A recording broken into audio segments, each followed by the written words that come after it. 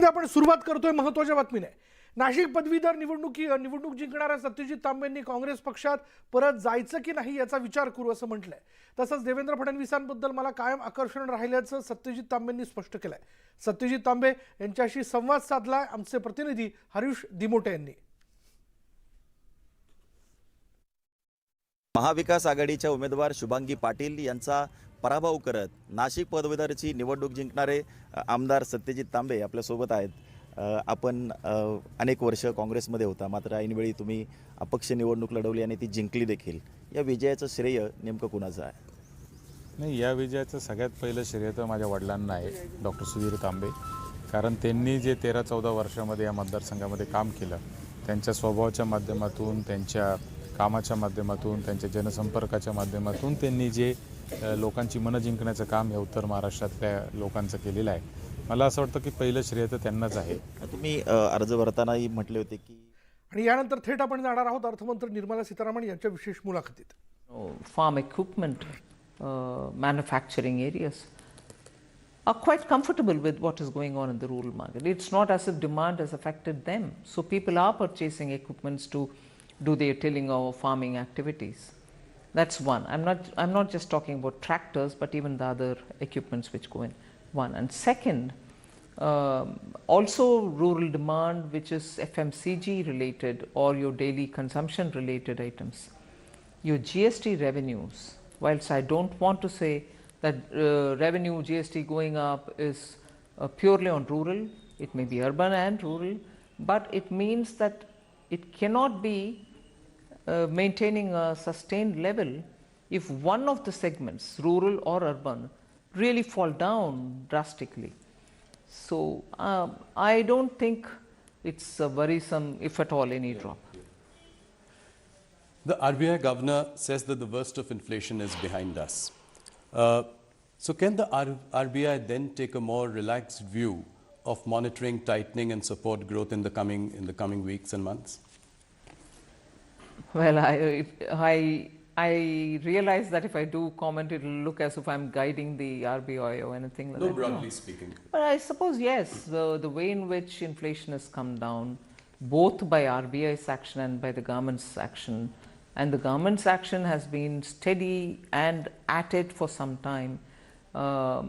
So I expect, since the fall in the inflation, it doesn't seem to be just a momentary or a 1-month affair.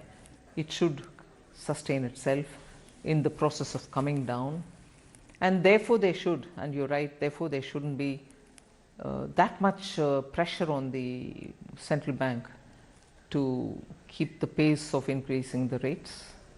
So, but the MPC will take a call. Of course. Any concern that you feel is there because of the twin deficit problems?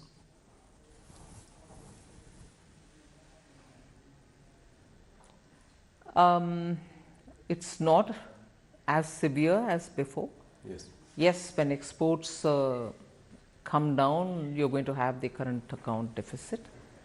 But it's also now suddenly going up as well as it was before, a couple of months ago, one. And second is also the import.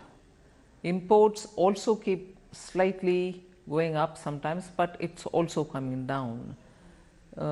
If these two factors are primarily the ones which we have to concern ourselves with, monthly fluctuations I say. Yes. Fluctuations should not worry us, but if every month there is a steady decline and there doesn't seem to be a sign of increase or coming upward, uptick as you would say, if there is no chance of an uptick predicted in the next few months, then I think I should worry. But monthly looking at coming down and going up need not worry us so seriously. Okay.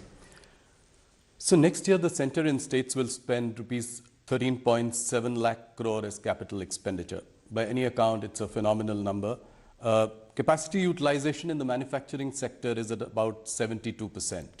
My question is, when do you think that the private sector will enter this virtuous cycle of capital spending? They are in it already, I would think. There has been a minor uptick. But I've been explaining this. I'm not sure if industry is explaining it as much, but I read it So I keep read it in the sense my inferences based on the kind of discussions which happen. India's industry, the old India industry as well as the new, which is the IT related industry, software and so on, both old India industry and this, are transitioning also with the energy related matters, are transitioning also in the way in which their shop floors are operated. So the investment that they make is not to create one more unit of what they already have. The investment that they have to make, and therefore the conscious decision that they have to take, will now also look at not just expanding existing capacity the way it is, but also looking at bringing high technology, Web3, robotics, 3D printing and so on. So that together with moving towards more renewable energy use, making a green product of what they are making. For instance, steel industry is facing huge barriers in Europe.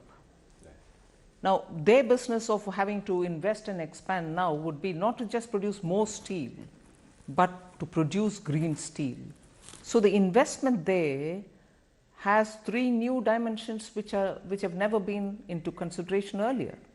Invest and produce green, produce also with the efficiencies of technology. So all this when comes into play, when your decision making is being done, does take time and more resources. So I would want to give that advantage for India's private sector, that yes, their process is going to be somewhat more complicated in terms of taking the decision, but I think the atmosphere is conducive for that on all grounds, technology, green and so on. I'm kind of curious that while you've given a boost to capital expenditure and increased outlay to PM Vikas Yojana, you've also cut the Manrega budget by almost 33% or 30,000 crore. Why have you done that? Actually, the answer lies in your own question. Okay. PM Vikas Yojana is also to be done by workers in the area, rural area, who normally would have gone for, let us say, in the absence of this, would have gone for Mahatma Gandhi Rural Employment Guarantee Scheme. Right. That's one answer, because even this has got to be done by people in the rural areas who are looking for jobs, just as Jal Jeevan Mission also goes through rural works. So they have these opportunities as well, which are coming not in a small incremental change, 6% increase, 79,000 crores for PM Awas, and also Jal Jeevan also getting a huge allocation.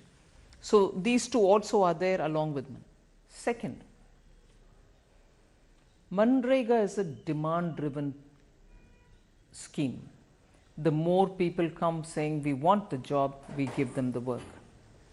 So what is stated at the budget time estimate tends to keep adding to its resources or demands based on what comes from states. I need more. Then we add more to it and go to the parliament with a supplementary demand. So if you see the last 3 to 4 years, inclusive of the COVID year, naturally, yes, the BE number and the RE numbers are so different in that the RE is much higher.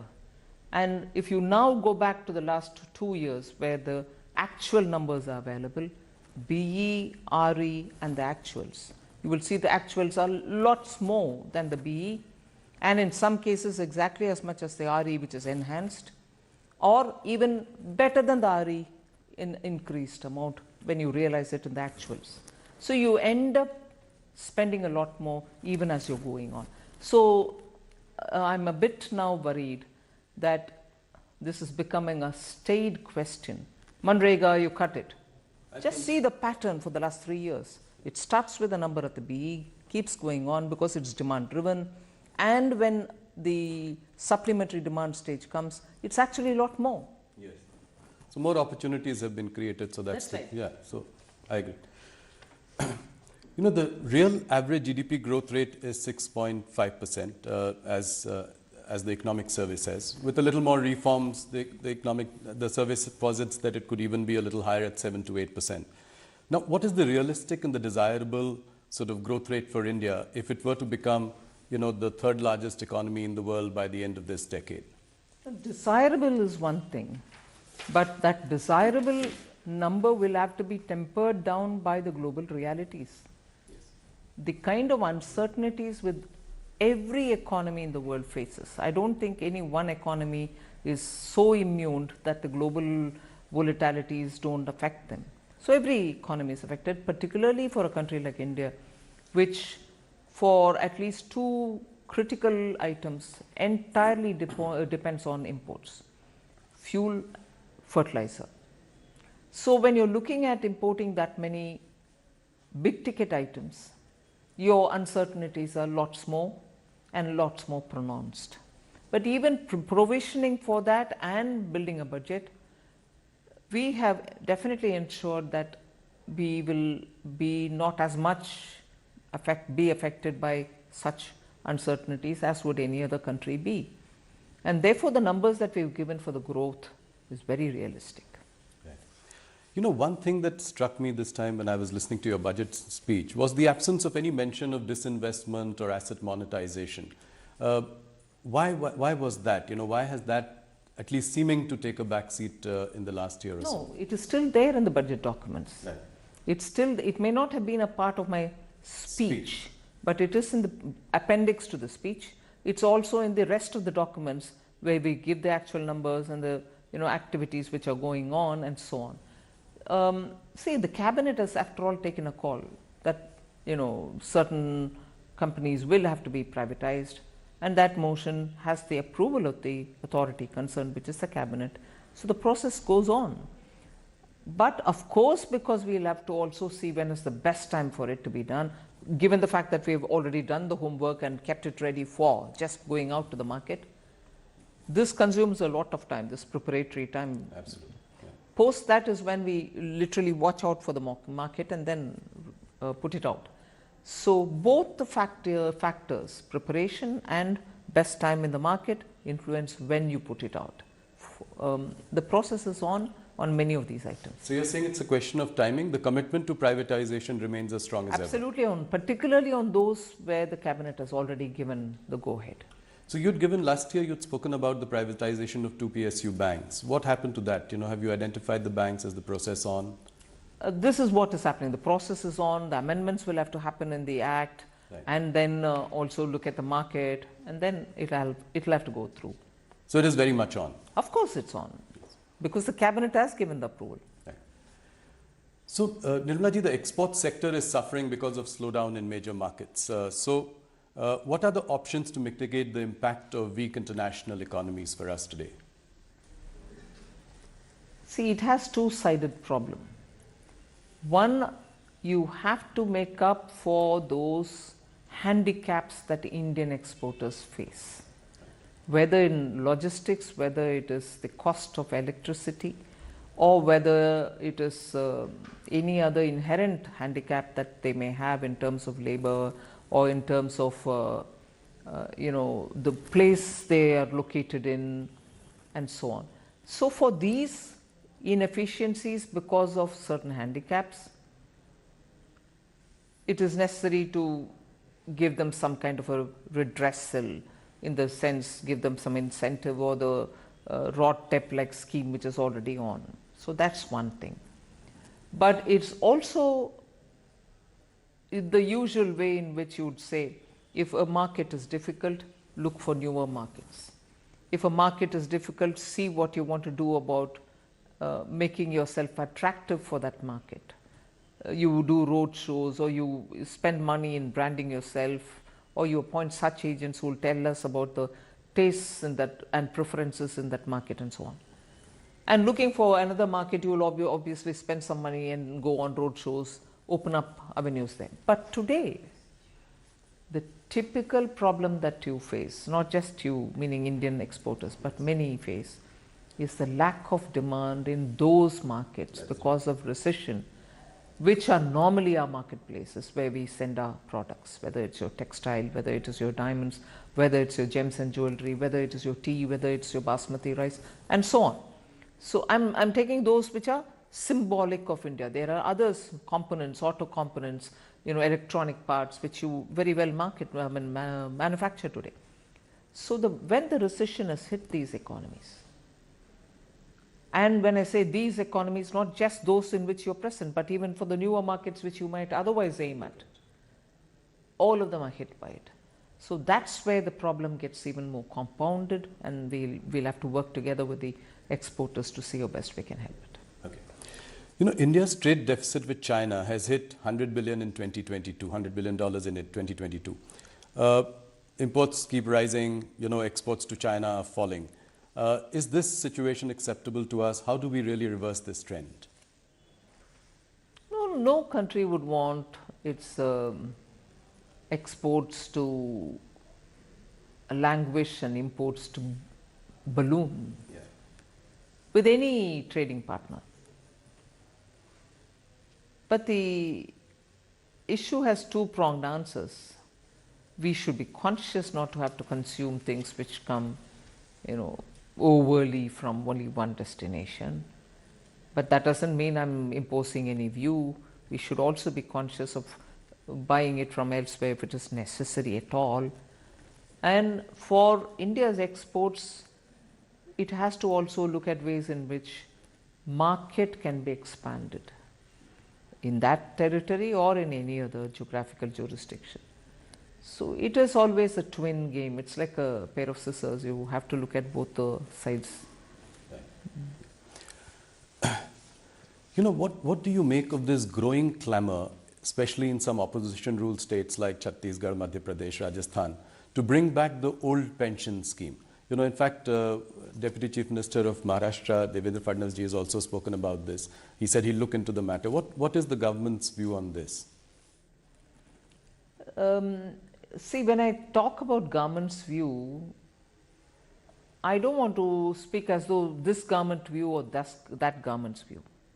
Who, after all, implemented it for the first time? After the decisions were taken at different layers of officialdom, the political dispensations which brought this in was not just NDA. UPA was actively those who brought it forward. The entire question of introduction of OPS, new pension scheme, was during the Congress's period. They didn't at that time talk about rollback. They didn't at that time talk about any, bringing the old system back or anything of that.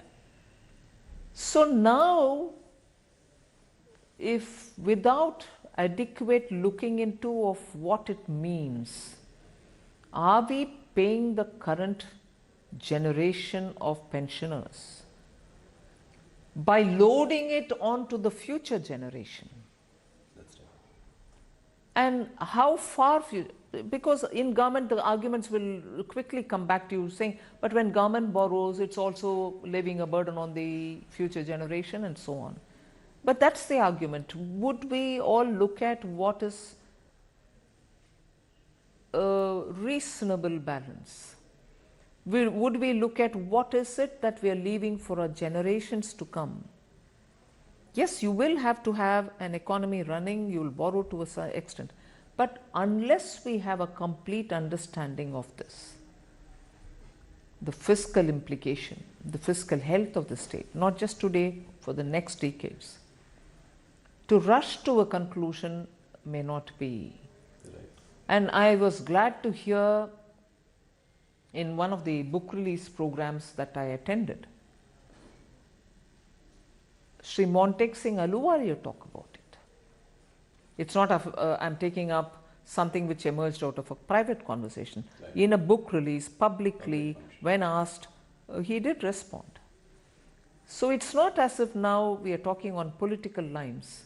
We have to talk on Indian economy, its strength, not just Indian economy as Government of India, but every state's economy, and then take a call on it. That's right. Let's move on to the personal tax front. I think it is one thing that has really wowed everyone, wowed the middle class, your core vote bank also of the BJP. You want, obviously, people to move to the new tax regime. So by when will you then look at phasing out 80C and 80D deductions? Because, that's really the core of investments, healthcare. When will this happen? What is your time frame to sort of move to the new tax regime entirely? No, I'm not given myself a time frame. I'm more looking at it to make sure every Indian citizen makes his own choice, her choice. It's one thing for me to say I'm bringing in a better system, which is going to be less complicated, in fact, least complicated, which also is going to give you a rate which is going to be reasonable for each one of our levels of income, and make it attractive, therefore, for compliance and also for the rate. I pay less tax there. But it's another thing to have a system which is going on, where unfortunately I don't want to criticize anybody. Unfortunately, the impression is I have so many exemptions given, which incentivizes me to save for insurance cover, for medical cover, for even saving for better interest earning that I can have, and so on. I don't want people there to think that I've denied them that. Please if you want to have it that way. But it's not just one government or the other. In general, the philosophy that governed it was you'll have all those exemptions and you'll feel tempted to have yourself cover, insurance cover, give yourself insurance cover or savings or whatever. But your tax rates were so high. Yes. So it's nice to give you some incentives, but good enough for me to have a big return in terms of the tax that I collect. Yeah. But whereas what I'm giving you now, which was introduced 2 years ago, this is the second regime, and Prime Minister was very clear that taxpayers should know actually what they're paying and exactly feel comforted that they're not paying much, and actually bring in rates down, make it simple so that anyone sitting at home should be able to file their returns and know, and that's the end of the story. I don't need to keep immense documents and so on. So we brought that in, and steadily we are making it attractive, but not forcing anybody to get out of the exemption regime. But the fact remains there that the rates have been very high, and you still got some discounts so that you can go with your... So how many people do you think will migrate? Any sense that the government has? I'm more talking about the layers which are covered yes. by these, beneficial tax rates. I would think in that layer at least 50% will come 50%. That's a big number. And what is the current number? Any idea that the government has of that? Yeah, I have a number, but I don't think I can off the cuff say it. Okay. This is a slightly broader question. You've been extremely successful in widening the tax base. As the base has widened, the tax slabs tend to go down. Do you think that could you consider in the long run bringing the top tax slab to 25%, just in line with your corporate tax rate, top corporate tax rate? Would that be the vision going forward? Well, eventually the tax rates must be absolutely low and the assessee friendly. Citizens cannot be burdened with taxation. But that is when I've widened my base sufficiently. It can't be that few people pay and they pay huge amounts and I have to run the system. It shouldn't be that. It should definitely be wider the base, lower the tax, and therefore achieve both the objectives of collect your tax from those who can pay it, but collect enough so that you're able to run your schemes. The new income tax regime, there is a feeling that it disincentivizes savings. How do you react to that? I gave you the logic. Yeah. I can always incentivize you, go for insurance, go for savings, go for this, and come up with a fantastically high rate and say, all right, I've given you discounts, but I need my money. Instead, I'd prefer a completely acceptable and lower rate of interest, lower tax rate, and people to feel that, all right, I'm not being burdened, there's no reason for me to avoid or evade the tax and pay it up. Network 18चे editor in chief Rahul Joshi यांच्या प्रश्नांना दिलखुलासपणे अर्थमंत्री निर्मला सीतारामन उत्तर देताना दिसत आहेत. यानंतर इथे वेळ झाली की ब्रेकची. ब्रेक घेऊयात. पहा फक्त न्यूज 18 लोकमत.